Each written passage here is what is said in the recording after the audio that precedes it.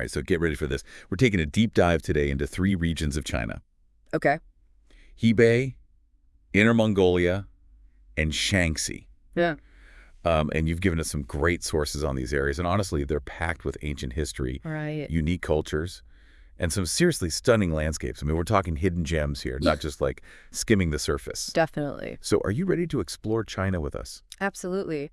Um, what's really fascinating is that these 3 regions, even though they're geographically close, offer such different experiences. Right. It really speaks to the vast cultural tapestry of China, just how much there is to discover. Yeah, for sure. Okay, so let's unpack this a little bit, starting with Hebei. Now, I have to admit, when I first saw donkey burgers in our sources, I was Yeah. intrigued, to say the least. Right. Luro Hoshao, they call it. It's a local delicacy, and honestly, I'm curious, have you ever tried one? I haven't personally, but it's a great example of how Hebei's cuisine is really influenced by its history and geography. Oh, okay. Yeah, and that unique food culture is just one layer of Hebei's story. Right.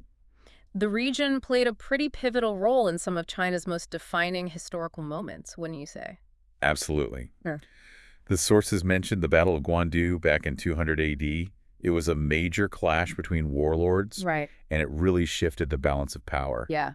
And then you've got the Marco Polo Bridge incident in 1937, Yeah. which basically ignited the Second Sino-Japanese War. Mm-hmm. Talk about echoes through history. Mm-hmm. For sure. And speaking of echoes, Hebei also boasts some incredibly well-preserved sections of the Great Wall. It does, yeah. All right. Exactly. The Shanhaiguan Pass, which is known as the first pass under heaven, is a must-see Okay. for any visitor.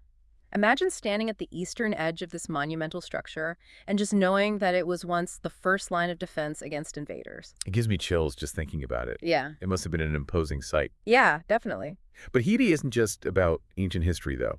You've also included some sources on its modern cultural scene, Right. like the Zhangbi Grassland Music Festival and the Qinhuangdao International Beer Festival. Yeah. It's a real blend of old and new. It is, and let's not overlook the artistic side of Hebei. Okay. The sources highlight the deep roots of Peking opera in the province, Right. and it's one of China's most celebrated art forms. Hmm. And the fact that it originated in Hebei really speaks volumes about the region's cultural influence. Totally.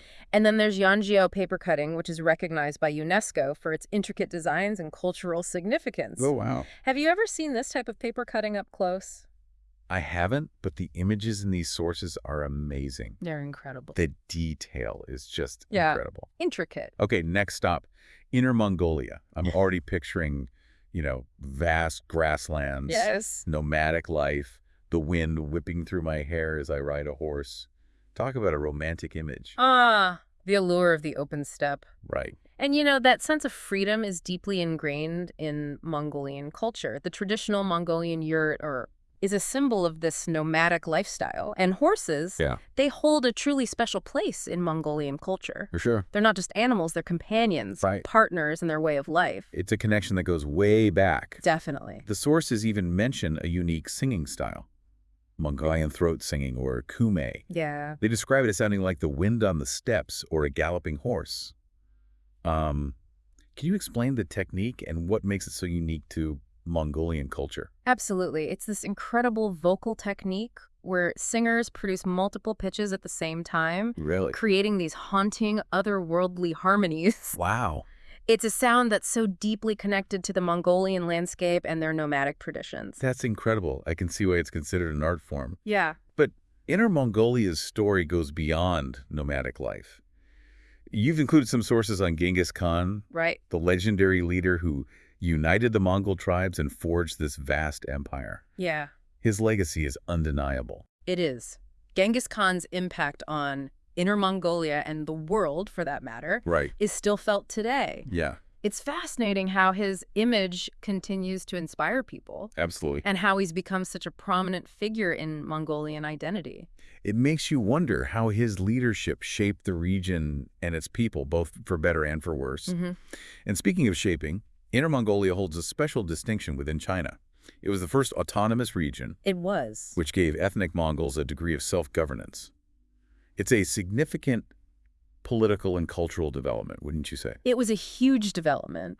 Establishing Inner Mongolia as the first autonomous region, it was a pivotal moment. Right. It reflects the unique cultural identity of the Mongols and their historical relationship with China. And speaking of their unique culture, we can't forget the Nadatum Festival. Oh, yes, the Native Festival. Yeah. The sources describe epic displays of skill and strength in the three Nanli Games: horse racing, wrestling, and archery. It sounds like the Olympics of Mongolian culture. It's a fantastic analogy. The Nadam Festival is just a vibrant expression of Mongolian heritage. It brings communities together to celebrate their traditions, and it's a spectacle that really captures the energy and spirit of the region. And of course, no cultural experience would be complete without exploring the food. You're telling me. So let's dive into Inner Mongolian cuisine. The sources mention arag, fermented mare's milk. It definitely sounds like an acquired taste. Have you ever had the chance to try it? I have, and let's just say it's a very unique experience, but for those with less adventurous palates, there's always Mongolian hot pot Right. and the incredible roast whole lamb feasts. Absolutely mouth-watering. Okay, those I can get behind.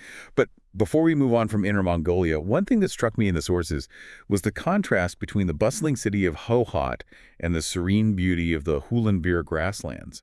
It's almost like two different worlds existing side by side. It is, and that contrast speaks to the very dynamic nature of Inner Mongolia today. You have the modern world meeting ancient traditions, and it's a fascinating blend to witness. Now ready to head south to our final destination, Shaanxi.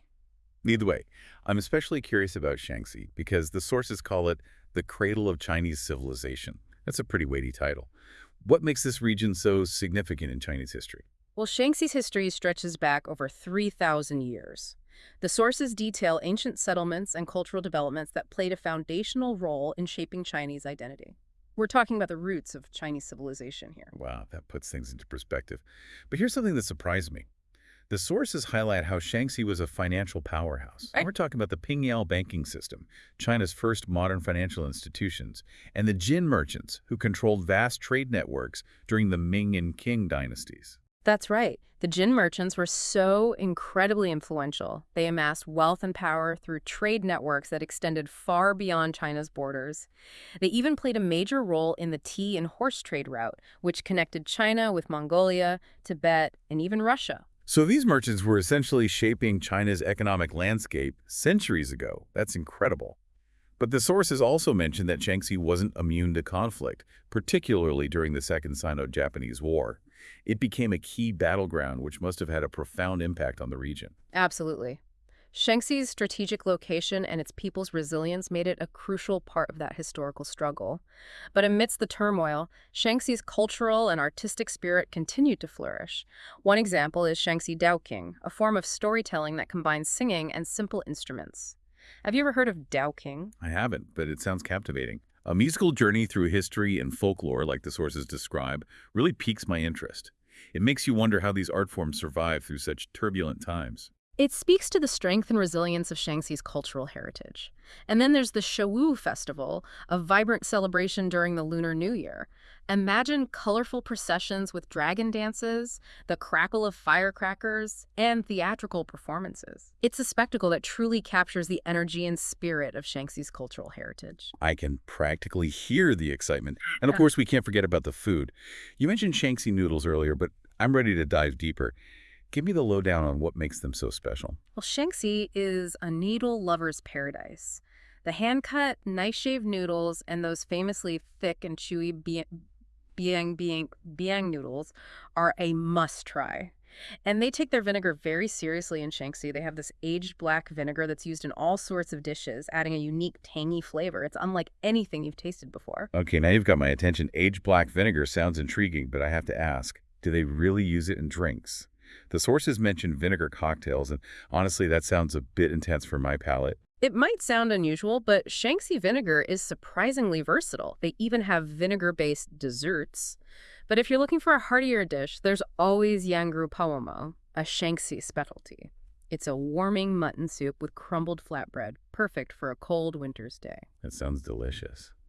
It's amazing how each region has its own culinary traditions and specialties.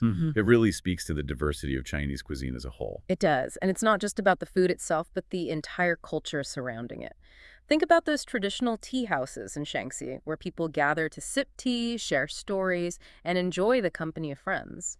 It's a social ritual that's been passed down through generations. It sounds like a window into the heart and soul of the community. And speaking of windows, the sources mention the intricate wooden windows found in traditional Shaanxi architecture. They're described as works of art. What makes them so unique? They're a hallmark of Shaanxi architecture. They're often adorned with these elaborate carvings depicting scenes from nature, mythology, and everyday life. They're not just functional. They're a testament to the artistry and craftsmanship of the region. It's like having a story etched into your window. That's incredible. Yeah. And the sources also mention the courtyard homes in Pingyao ancient city. They describe narrow alleyways, red lanterns, the scent of incense. It sounds like stepping back in time. It really is. Pingyao is this beautifully preserved ancient city, and those courtyard homes are a real glimpse into a bygone era. The architecture reflects the traditional values of family and community, with shared spaces and a real focus on harmony with nature. Makes you wonder what life was really like for the people who lived there centuries ago. And speaking of people, we've covered so much ground in terms of history, culture, landscapes, but I'm curious to learn more about the individuals who really shaped these regions, like the artists, the musicians, the everyday heroes who bring these cultures to life. Well, in Hebei, you have figures like Li Dezhao, a key figure in the founding of the Chinese Communist Party. He was a revolutionary thinker, a powerful voice for social change. His ideas and actions had a really profound impact on China's political landscape. Wow, talk about a legacy. And what about the modern day folks? Any celebrities or pop culture icons from Hebei that our listeners might recognize? Absolutely. Zhao Liang is a hugely popular actress known for her roles in historical dramas and romantic comedies. She's a household name in China, and her work often reflects the cultural values and traditions of Hebei. I'll have to check out some of her films. It's always fascinating to see how modern-day figures reflect the culture of their region. What about Inner Mongolia? Who are the people shaping its cultural landscape today? Ulantuya is a fantastic example. She's an Inner Mongolian folk singer who's gained national recognition for her powerful vocals and her dedication to preserving traditional Mongolian music. She's a true ambassador for her culture. I love that she's keeping those musical traditions alive. It's so important to pass those legacies on to future generations. And speaking of legacies, Genghis Khan's impact on Inner Mongolia is undeniable. He's still revered as a national hero, a symbol of strength and unity. His image is everywhere: statues, monuments, paintings, even souvenirs. And his story continues to inspire people today. He's a reminder of the power of leadership and the enduring spirit of the Mongols. It's a testament to his enduring influence. Okay, last but not least, let's talk about the people of Shaanxi, who are the movers and shakers, the artists and innovators who are making their mark. Well, when you think of Shaanxi, you can't overlook Guan Yu, the legendary Three Kingdoms general. He's practically a deity in Chinese culture, worshipped as a symbol of loyalty, righteousness, and martial prowess.